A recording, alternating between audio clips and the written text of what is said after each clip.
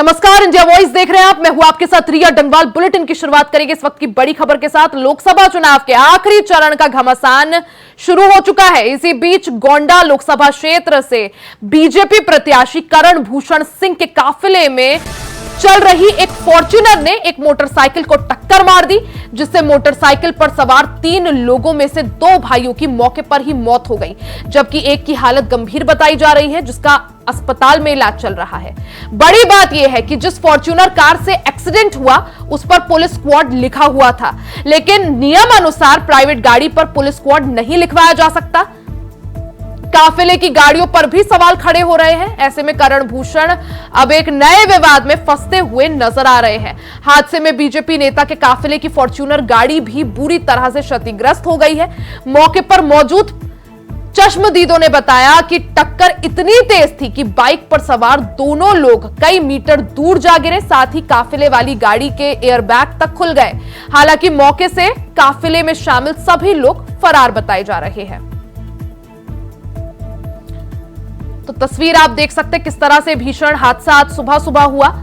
वहीं अब इस पूरे हादसे को लेकर कई तरह के सवाल भी उठाए जा रहे हैं। सबसे पहले कि काफिले की गाड़ियों को लेकर सवाल उठाए जा रहे हैं, साथ ही पुलिस के स्क्वाड में आखिर कहां से फॉर्च्यूनर आ गई, इस पर भी सवाल उठ रहे हैं। जिस फॉर्च्यूनर से एक्सीडेंट हुआ उस पर पुलिस स्क्वाड आखिर क्यों लिखा था? नियम अनुसार प्राइवेट गाड़ी पर पुलिस स्क्वाड नहीं लिखाया जा सकता। उसके बाद करण भूषण सिंह के काफिले में पुलिस स्क्वाड वाली गाड़ी शामिल होने का आखिर क्या मतलब है? सवाल यह भी कि आखिर हादसे के बाद करण भूषण और उनके साथी आखिर क्यों फरार हो गए?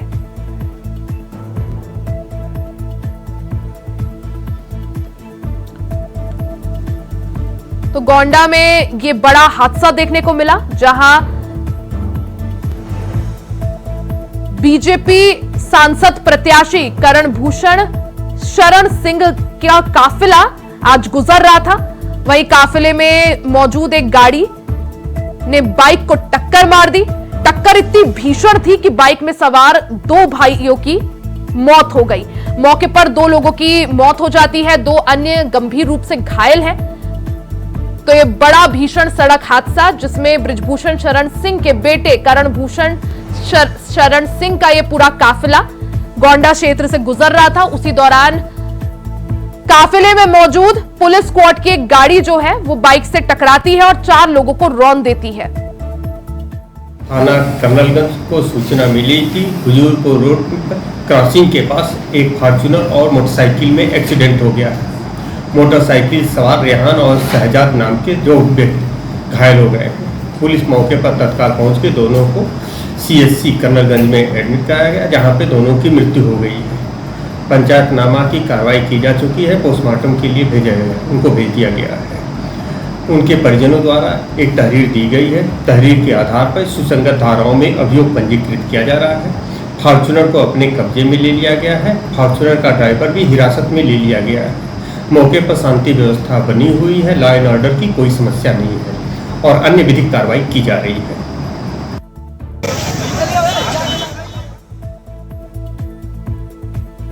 संवाददाता आसिफ हमारे साथ जुड़ चुके हैं। मोहम्मद आसिफ, जिस तरह से पूरा मामला देखने को मिला, जहां पर जो करण भूषण शरण सिंह है उनका काफिला गुजर रहा था, 4 लोगों को वो काफिला रौंद देता है। उस काफिले में मौजूद एक गाड़ी जो है 4 लोगों को रौंद देती है। मौके पर 2 लोगों की मौत हो जाती है। अब अगर लेटेस्ट अपडेट की बात करें इस मामले को लेकर, क्या लेटेस्ट अपडेट आपके पास? जी बिल्कुल, गोंडा में जो दर्दनाक सड़क हादसा हुआ है, बीजेपी सांसद प्रत्याशी करण भूषण सिंह के काफिले में चल रही स्काट मामले में अब जो है पुलिस ने ड्राइवर लौकुश को गिरफ्तार कर लिया और साथ ही साथ इस मामले में मुकदमा भी पंजीकृत कर लिया गया है। और इसके अलावा जो फॉर्च्यूनर थी उसको भी कब्जे में ले लिया गया है और जांच में पता चला कि फॉर्च्यूनर सांसद बृजभूषण शरण सिंह के विद्यालय के नाम ली गई थी और यह 2017 में इसका रजिस्ट्रेशन भी हुआ था। और इस मामले में अब सियासी रंग भी चलना शुरू हो गया है। समाजवादी पार्टी और कांग्रेस ने बड़ा हमला बोला है और कहा है कि जिस तरह से लखीमपुर खीरी में मंत्री अजय मिश्रा टेनी के बेटे ने वारदात को अंजाम दिया था, ठीक उसी तर्ज पर गोंडा के कैसरगंज सीट से बीजेपी प्रत्याशी करण भूषण सिंह ने अंजाम दिया। हालांकि जो परिजन है मृतक की मां का आरोप है कि यह घटना जो है जानबूझकर लापरवाही भरी रही और साथ ही साथ जिस तरह से ग्लैमर बनाने के लिए काफिला लंबा काफिला करण भूषण सिंह का चल रहा था और ओवर स्पीड के चलते यह हादसा हुआ है। और परिजनों का यह भी आरोप है कि अगर करण भूषण शरण सिंह वहां से मौके से भागे न होते, घायलों को अस्पताल पहुंचाए होते तो शायद 2 मौतें न होती। यानी बड़ी लापरवाही यहाँ पर। लेकिन मोहम्मद आसिफ, सवाल यही, जिस तरह से आपने बताया कि जो फॉर्च्यूनर कार जो ड्राइवर चला रहा था उसको पुलिस ने गिरफ्तार कर लिया है, एफआईआर क्या इस मामले में दर्ज हुई है ये भी आपसे जानना चाहेंगे। और क्या एफआईआर में करण भूषण शरण सिंह का नाम या फिर जिस तरह से ड्राइवर को गिरफ्तार कर लिया है, क्या जांच का दायरा करण भूषण शरण सिंह तक भी पहुंचता हुआ? जी बिल्कुल, कहीं न कहीं जो जहाँ पुलिस ने इस मामले में मुकदमा दर्ज कर लिया और उसमें कहीं न कहीं करण भूषण सिंह की भी गर्दन फंसी दिख रही है, क्योंकि प्रत्यक्षदर्शियों का साफ तौर पर कहना है कि जो गाड़ी फॉर्च्यूनर चल रही थी आगे पायलटिंग कर रही थी, इसमें पुलिस स्पॉट लिखा हुआ था, वह बेहद तेजी से ओवरटेक करके बाइक सवार 2 लोगों को फुटबॉल की तरफ उड़ा दिया है। और टक्कर इतनी भीषण थी कि आचूरण का जो अगला हिस्सा है उसके फटके हो गए और साथ ही साथ जो बाइक सवार थे मौत हो गई, उनकी बॉडी फुटबॉल की तरह एकदम से उछल पड़ी थी।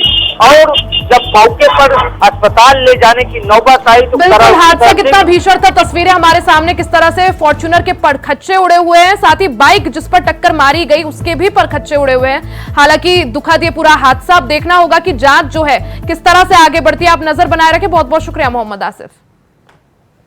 वहीं भीषण गर्मी के बीच नोएडा में बारिश से राहत मिली है। नोएडा और आसपास के इलाकों में इस दौरान बारिश हुई। गाजियाबाद और मेरठ समेत कई जगहों पर बारिश की बौछारें हुई। नोएडा में आज 48 डिग्री सेल्सियस तापमान रिकॉर्ड किया गया। तो भीषण गर्मी के बीच नोएडा वासियों को आज हल्की राहत इस बारिश ने दी। नोएडा में हल्की सी बारिश हुई थी, जिसके बाद नोएडा और आसपास के जो क्षेत्र हैं वहां हल्की बहुत राहत लोगों को मिली। गाजियाबाद और मेरठ समेत कई जगहों पर बारिश के बौछारें देखने को मिली। हालांकि अगर तापमान की बात करें तो नोएडा में आज 48 डिग्री सेल्सियस तापमान रहा। तो भीषण गर्मी के बीच राहत भरी बारिश जो है वो देखने को मिली। नोएडा और आसपास के क्षेत्रों में हल्की बहुत बारिश हुई।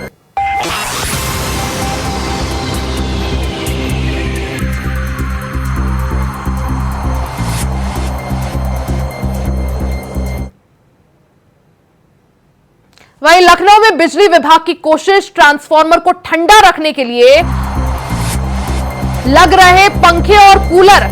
तो जिस तरह से भीषण गर्मी के बीच जो बिजली की खपत है वो बढ़ जाती है, ऐसे में कई सारी जगहों पर ट्रांसफार्मर में फॉल्ट या ओवरलोडिंग की वजह से समस्या देखने को मिलती है।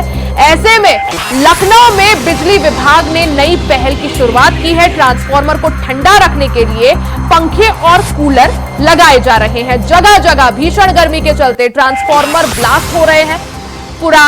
पूर्णिया और जानकीपुरम समेत ज्यादा उपकेंद्र पर ये कूलर लगाए गए हैं। तस्वीरें आप देख सकते हैं किस तरह से ट्रांसफार्मर को ठंडा रखने के लिए, क्योंकि गर्मियों के वक्त काफी ज्यादा ओवरलोडिंग हो जाती है और जो मशीन है वो गर्म होने की वजह से ट्रांसफार्मर ब्लास्ट हो जाते हैं। ऐसे में ट्रांसफार्मर को ठंडा रखने के लिए बिजली विभाग की तरफ से ये पहल की शुरुआत की गई है, जिसमें ट्रांसफार्मर को ठंडा रखने के लिए पंखे और कूलर का इंतजाम किया गया है।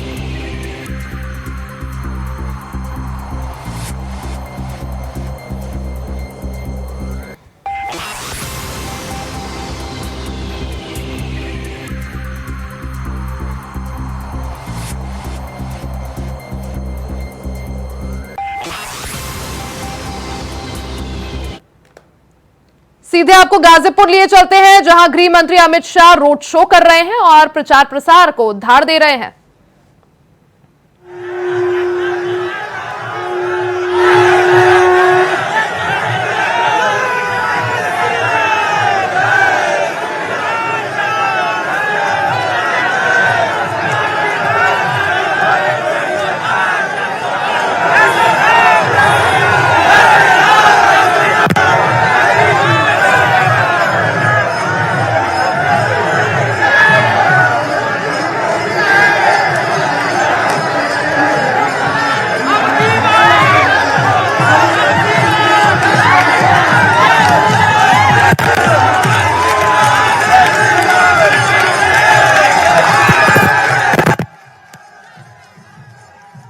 आपको लगातार दिखा रहे हैं किस तरह से गृह मंत्री अमित शाह का ये भव्य road show, Bharatiya Janata party के पक्ष में माहौल, क्योंकि गाजीपुर ये काफी चैलेंजिंग क्षेत्र है। यहां मुख्तार अंसारी के भाई अफजाल अंसारी को समाजवादी पार्टी ने अपना प्रत्याशी बनाया है। ऐसे में अफजाल अंसारी के गढ़ में सेंधमारी के लिए गृह मंत्री अमित शाह आज प्रचार प्रसार कर रहे हैं, बीजेपी के पक्ष में माहौल बना रहे हैं।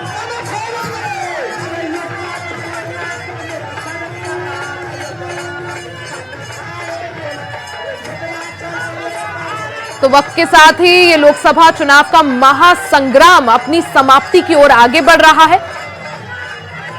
6 चरणों के लिए मतदान संपन्न हो चुका है। अब बारी सिर्फ और सिर्फ 7वें चरण की है। 7वां चरण आखिरी चरण है। ऐसे में 1 जून को 7वें चरण के तहत मतदान होगा। देश भर की 57 सीटों पर वोट डाले जाएंगे। अगर बात उत्तर प्रदेश की करें तो यूपी की 13 सीटों पर वोटिंग है।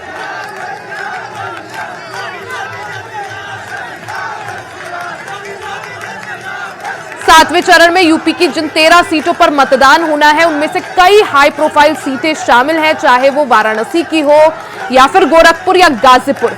ऐसे में पूर्वांचल में सेंधमारी के लिए और पूर्वांचल में भारतीय जनता पार्टी का विजय रथ आगे बढ़ता रहे, इसके लिए गृह मंत्री अमित शाह आज गाजीपुर के दौरे पर हैं।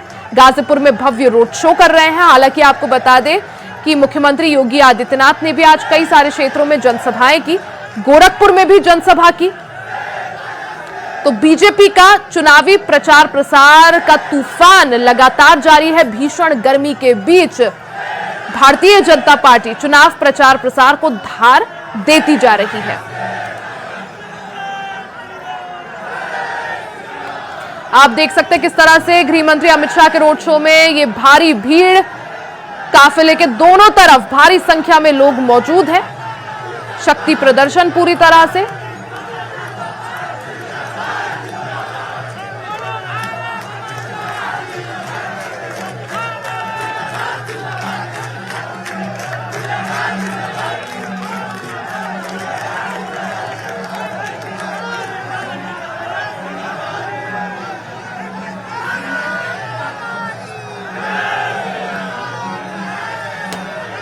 तो आप देख सकते हैं गृह मंत्री अमित शाह को और तूफानी प्रचार प्रसार उनका।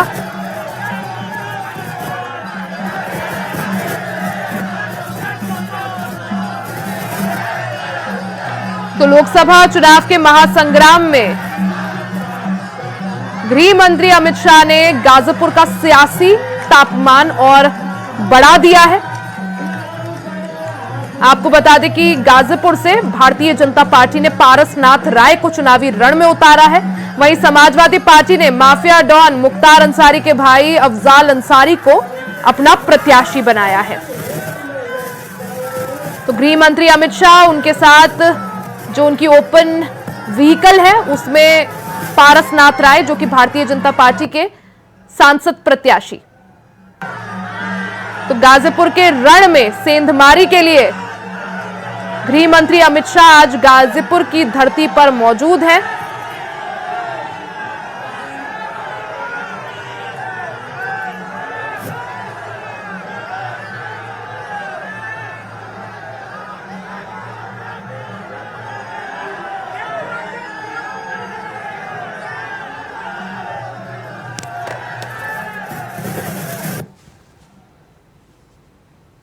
तो गाजीपुर में गृह मंत्री अमित शाह का भव्य रोड शो आप देख रहे थे। इसी के साथ यहां रुकेंगे एक छोटे से ब्रेक के लिए, जल्द वापस लौटेंगे, बने रहे हमारे साथ। ब्रेक के बाद एक बार फिर से आपका स्वागत है। खबरों में आगे बढ़ते हैं। मथुरा से आपको बड़ी खबर बता दें, दबंगों ने घर पर पथराव किया, इलाके में बना दहशत का माहौल। घटना में महिला सहित 2 लोग घायल हो गए। घटना का वीडियो भी वायरल हो रहा है। भीषण गर्मी में पानी को लेकर यह पथराव हुआ। नल से पानी भरने को लेकर पहले हुई थी कहासुनी। तो तस्वीरें आप देख सकते हैं, मथुरा से तस्वीरें हैं जहां कुछ दबंगों ने एक घर पर पथराव किया। नल से पानी को भरने को लेकर यह विवाद शुरू हुआ। पहले कहासुनी हुई, फिर विवाद इतना ज्यादा बढ़ गया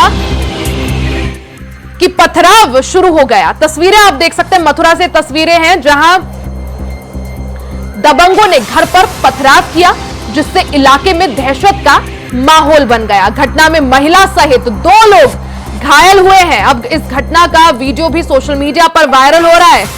वीडियो गर्मी में पानी को लेकर पथराव का है। नल से पानी भरने को लेकर यह पूरा विवाद शुरू हुआ, जिसके बाद कहासुनी हुई।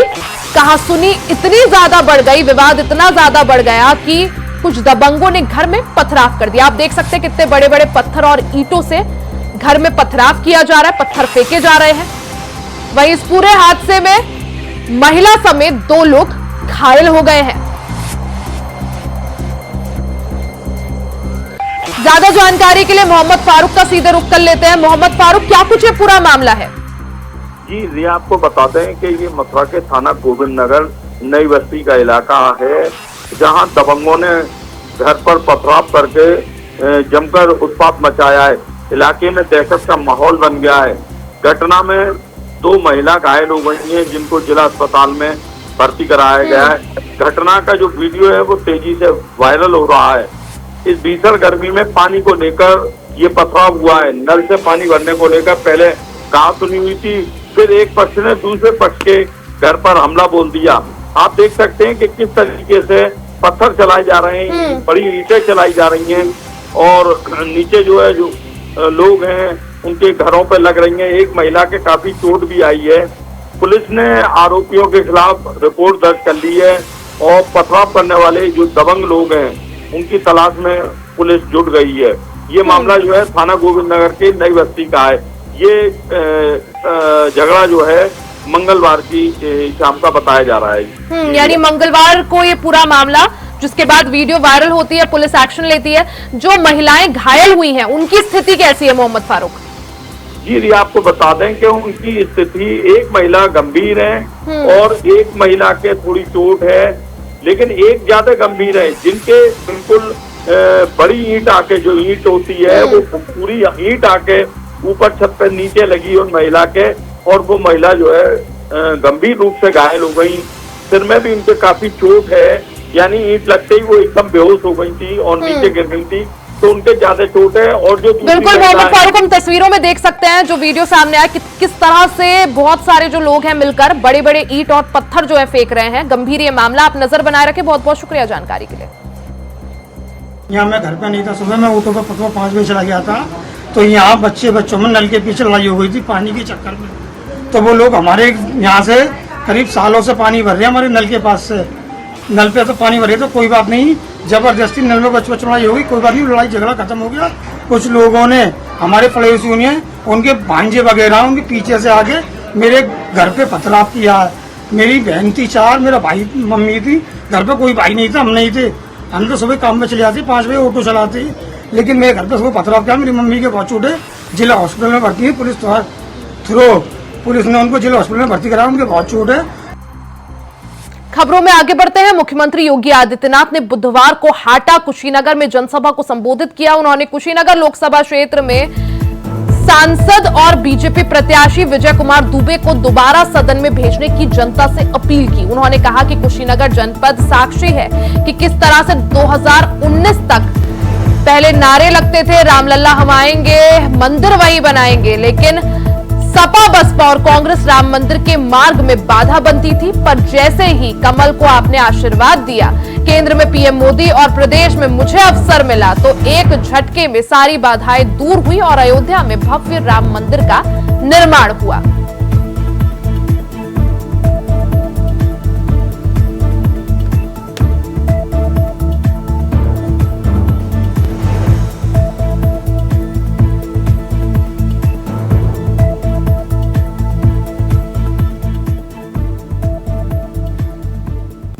राम मंदिर के मार्ग में समाजवादी पार्टी, कांग्रेस, बहुजन समाजवादी पार्टी सब बाधा बनती थी, बैरियर बनती थी।